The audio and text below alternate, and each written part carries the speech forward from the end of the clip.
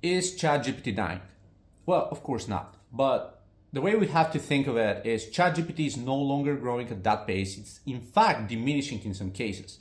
If you take a look at SimilarWeb's numbers, I'm recording this video in mid-July, and if you take a look at ChatGPT's numbers for June, SimilarWeb actually reports 9.7% decrease from the previous month, the month of May, in desktop traffic. And in general, the website traffic as a whole, time visitors spent has dropped by 8.5%, meaning that there are fewer visitors hitting the service and they're spending less time on ChatGPT. We can extrapolate a lot into that, but when you think that ChatGPT was one of the fastest growing services, the one that reached 100 million users in the shortest period of time, at least before the inception of Threads, we have to think that ChatGPT is not going to grow immensely forever. There's also the hype, there's also trying the new thing, there's also a lot of other things you can experiment and work with, but in reality, it's not necessarily the holy grail.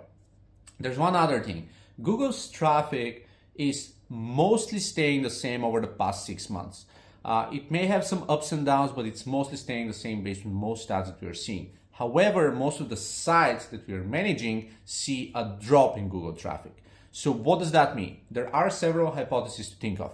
Number one, ChatGPT is still eating up a lot of Google traffic. This is definitely a viable hypothesis. Lots of people may still be using ChatGPT for information and trying to get access to the data that they need. However, the drop in ChatGPT traffic and usability is also raising other flags and other additional signals. Number two is it's summer.